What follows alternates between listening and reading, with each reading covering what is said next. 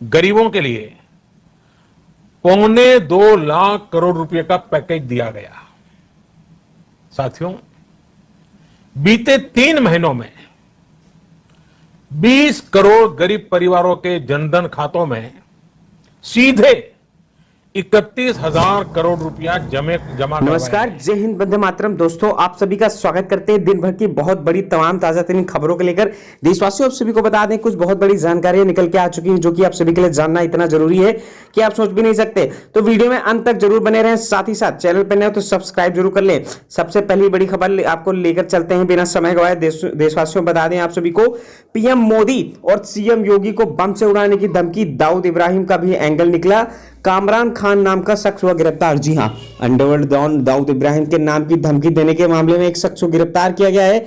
शख्स की पहचान कामरान खान के रूप में हुई है। सूत्रों ने बताया कि खान ने कल शाम मुंबई पुलिस के कंट्रोल नंबर पर कॉल कर दावा किया गया था कि उसे दाऊद इब्राहिम के गुर्गे ने भारत के प्रधानमंत्री नरेंद्र मोदी और उत्तर प्रदेश के मुख्यमंत्री योगी आदित्यनाथ को बम से उड़ाने के लिए कहा है। इस पर पुलिस तुरंत ही एक्शन में आ गई और जल्द से जल्द कामरान खान को गिरफ्तार कर लिया है। अब उसकी जांच लगातार की जा रही है। क्या कुछ पूरी जानकारी निकल के आएगी, हम आपको आगे बताते रहेंगे। अगली बड़ी जानकारी देशवासियों, आप सभी को बता दें कि उत्तराखंड में फंसे मजदूरों को लेकर बड़ी खबर निकल के आ चुकी है। सभी लोग ठीक हैं। कैमरे में जो है वहां नीचे पाइप के जरिए कैमरा भेजा गया जहां पर सभी मजदूरों की तस्वीर देखी गई।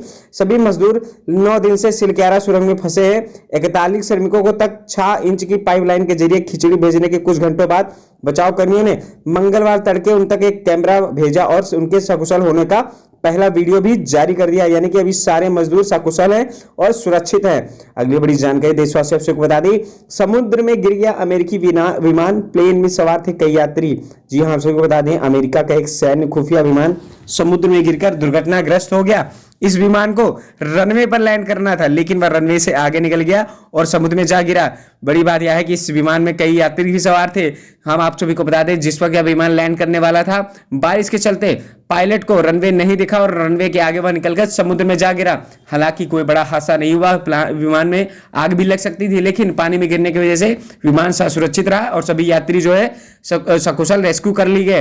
अगली बड़ी जानकारी देशवासियों, आप सभी बता दें, समय के साथ हुई नाइंसाफी। अगरकर ने T20 से निकाला हमेशा के लिए बाहर। जी हां, आप सभी बता दें, वर्ल्ड कप में भारत में ऑस्ट्रेलिया और इंडिया के खिलाफ जो मुकाबला खेला गया उसमें टीम इंडिया को हार का सामना करना पड़ा, जिसके बाद जो अगरकर हैं टीम इंडिया के मुख्य चयन करता है, उन्होंने मोहम्मद शमी को T20 सीरीज से बाहर निकाल दिया गया है। अभी तक उनके वापस आने की कोई उम्मीद नहीं है। हालांकि ऐसा क्यों किया गया, इसकी कोई वजह साफ नहीं आई है। अगली बड़ी जानकारी, कोविड-19 के वैक्सीनेशन की वजह से नहीं बढ़ा भारतीय युवाओं में अचानक मौत का खतरा। जी हां, मुझे बता दें, कोरोना काल के बाद ही हो रही युवाओं की मौत के पीछे अक्सर सोशल मीडिया पर चर्चाएं देखी जाती हैं कि वैक्सीनेशन की वजह से लोगों की अचानक मौत हो रही है। जबकि ICMR की स्टडी में इस बारे में बड़ा खुलासा हुआ। स्टडी में कहा गया कि कोविड-19 के वैक्सीनेशन से भारत में युवा वयस्कों में अनएक्सप्लेन्ड और अचानक मौतों का खतरा नहीं बढ़ा है। पिछले कोविड-19 के दौरान अस्पताल में भर्ती होने, अचानक मौतों का पारिवारिक इतिहास और कुछ निश्चित लाइफस्टाइल की वजह से अनएक्सप्लेन्ड और अचानक मौतों की संभावना बढ़ी है। यानी कि कोविड-19 के वैक्सीन की वजह से मौतें नहीं हो रही है। ये ICMR की स्टडी में साफ हो गया है। अगली बड़ी जानकारी देशवासियों, बता दें, योगी सरकार का आया है सख्त फरमान। 15 मिनट से ज्यादा लेट स्कूल पहुंचे गुरुजी तो कटेगी पूरे दिन की सैलरी। जी हां, योगी सरकार ने यूपी के स्कूल में नया नियम लागू कर दिया है, जिससे शिक्षकों की सरदर्दी बढ़ गई है। बता दें कि फिलहाल यह नया नियम सोमवार से यूपी के 7 जिलों में पायलट प्रोजेक्ट के तहत लागू हो गया है, जिसका शिक्षकों ने एकजुट होकर विरोध किया है। लेकिन स्कूल शिक्षा महानिदेशक ने बताया कि यह नियम अगले महीने से पूरे प्रदेश में लागू कर दिया जाएगा, जिसके पश्चात जो लापरवाह गुरुजी थे वह लागत देर से पहुंचते तो उनके पूरी दिन की जो है सैलरी काट दी जाएगी।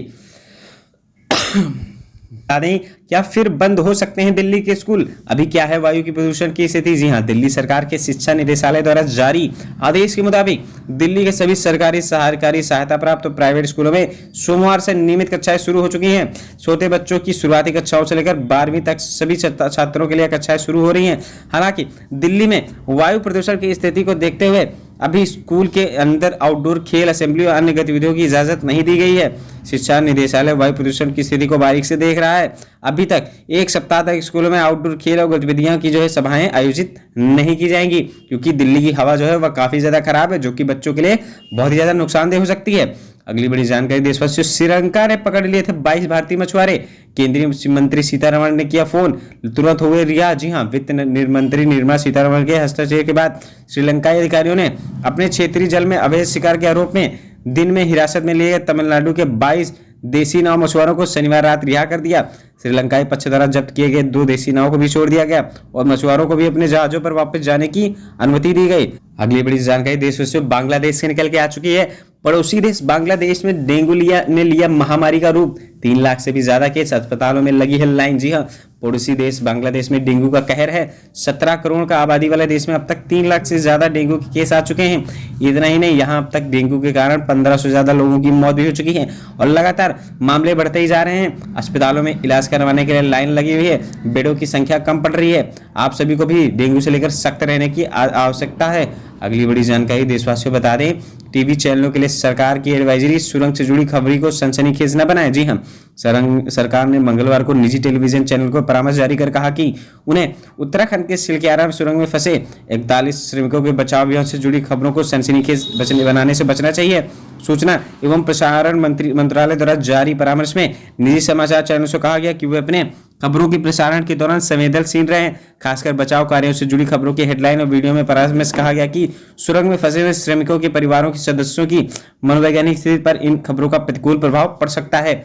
अगली बड़ी जानकारी देशवासियों, आप सभी को बता दें, क्योंकि मिलेंगे सीधा 50,000 रुपए बैंक अकाउंट में। जी हां, राज्य सरकार की ओर से लोगों के लिए कई स्कीमें चलाई जा रही हैं जिनका लोग लाभ भी उठा रहे हैं, लेकिन महिलाओं के लिए भी सरकार की ओर से खास योजना शुरू की गई है। इसी तरह कि प्रदेश में बेटियों के लिए राज्य सरकार से एक योजना चलाई जा रही है जिसके तहत बेटियों को 50,000 रुपए की आर्थिक मदद दी जा रही है। आपको बताते हैं पूरी स्कीम किस तरह से आप इसका फायदा उठा सकते हैं। सबसे पहले आवेदक उत्तर प्रदेश का निवासी होना चाहिए।